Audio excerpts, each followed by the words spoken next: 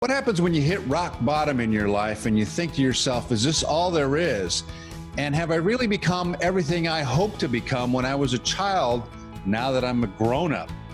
All right, let's put those questions to James Purpura, who's created something called Powerful You, and he's about to release a new film called Perception. Seeing is not believing. Nice to have you with us, James. Hey, I'm super grateful to be here. I appreciate you having me on. Well, you've made this powerful film, and you've written a book along with your wife, Steph, and you chronicle your path, which is a path that's not too uncommon. A lot of people go through struggles in life.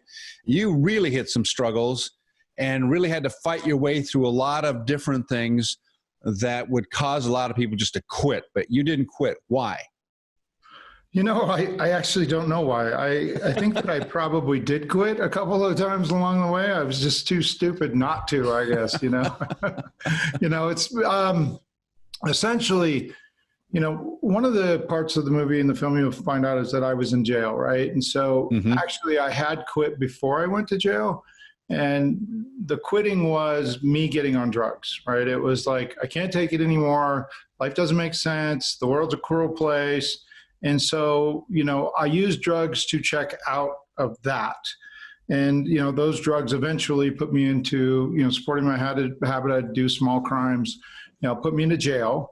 And, the drugs were the quitting. That was the quitting. It was I can't take it anymore. I've dealt with enough pain. I need to exit this pain. And so I did essentially quit. But, when I was in jail, I decided to give it one more shot. That suspension of reality seems to be a common theme among people who just say, I just can't deal with life. And it's really tough, especially today with what we're dealing with. But some folks just have to figure out a way out. Now, this started off, when you were young, you were sort of formulating what you thought of yourself. And that has an awful lot to do with how we end up being as adults, right?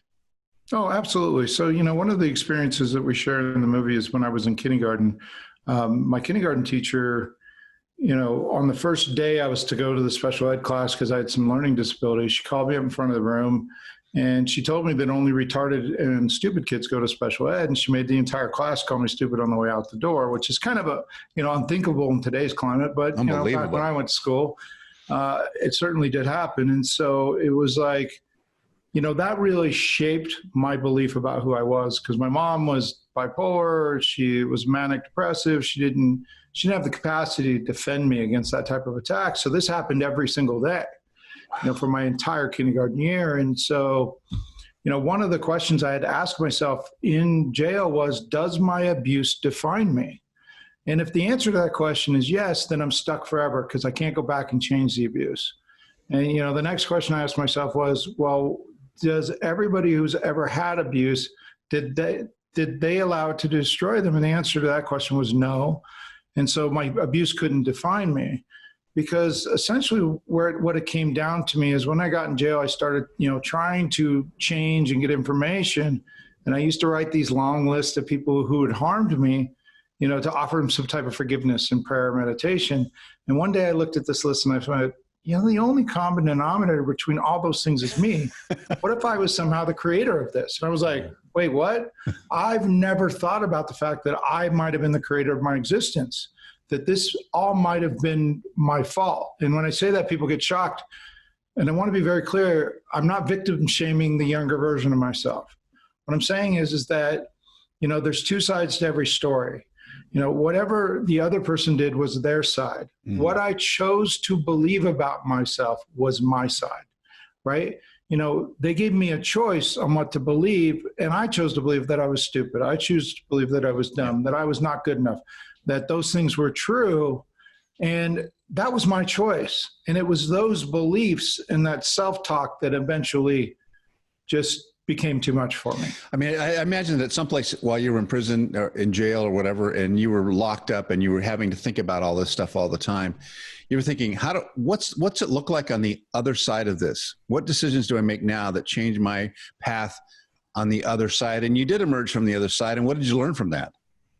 Well, it's interesting because there's always, I tell the story about when got out of jail. I didn't know I was getting out the day I got out because I thought I was going to get out, and then they transferred me to a different state because I was stupid enough to commit crimes across state lines, right?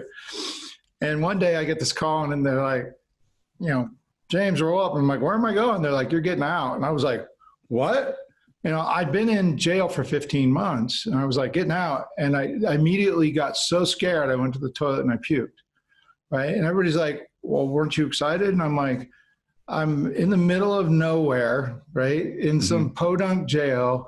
I've got no money. I've got no clothes. I've got no place to live, right? And I had these new ideas, like you were saying, and I was like, but I was so afraid that I was going to fail, right? I had built this new image of who I was, and I didn't know if it was going to work. And I was so hesitant when I got out. It took me almost an entire year to re-engage on any substantive level.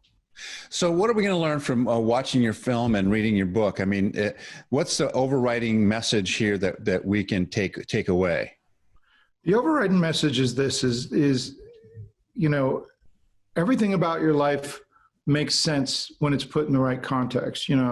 If you and I are of equal intelligence, if I were to take you and plunk you in the middle of my life and I took your life, we would probably end up in very similar positions to we are now, right? Because essentially, it's this, is that everybody's on a path to somewhere, right? And if you don't wake up and take a look at where that path is leading you to, you're probably going to end up somewhere you don't want to be. I think that when people think of change, they believe in this like act of God type of change. It's like, oh, I'm going to win the lottery or something. But that's not the way change happens, right?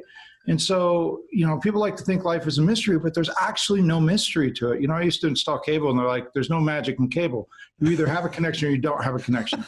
And there's no magic to life, right? You're on a path to somewhere. If you don't know where that path is going, you could be in big trouble. And so I tell people all the time, it's like, what you need to do is wake up and go, okay, where am I going currently? It's like, because people think there's a cost to not doing anything, but don't calculate the cost of not doing anything, but there is a cost associated with that. It's like, it's pretty easy to tell where you're going to be 5 years from now, 10 years from now. Yeah. If you can be honest with yourself, it's like, well, look at the nature of your relationships. Are your relationships improving, or are they getting worse, right? Calculate whatever that is forward, a year from now, 2 years from now. What was it a year ago?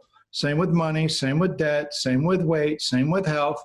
You are going to keep going down that current trajectory. And if you keep that same trajectory, if you take where you were 1 year ago and you say, what's the difference between that and now? And you put that number into the future, either positive or negative, you're going to get a good understanding of where your life is going to turn out. And people are like walking around with the blinders on, like, oh no, that's not going to happen to me. It amazes me. One of the scariest statistics I ever heard is 70% of people that have coronary bypass surgery, literally they've been told their life is in massive amounts of danger. 70% after the surgery fail to change lifestyle habits. 70%. Yeah. I mean, that's shocking. It's like, the guy who smokes and drinks and, 50 years old, has a heart attack and, he's got all these pills, and he goes, why me, God? Why me? I'm like, what did you think was going to happen? It all goes back to what you said at the beginning. At the center of all this is me. All right, James. Well, that's, I appreciate all those great thoughts. And I'll tell you what, there's so much meat in your message that you have to pause. First of all, watch this film. I'm going to ask you where we can see it, and read the book. And so let's talk about where we can see the film and how we can contact you as we wrap up here. Okay, so our website is powerful-u.com.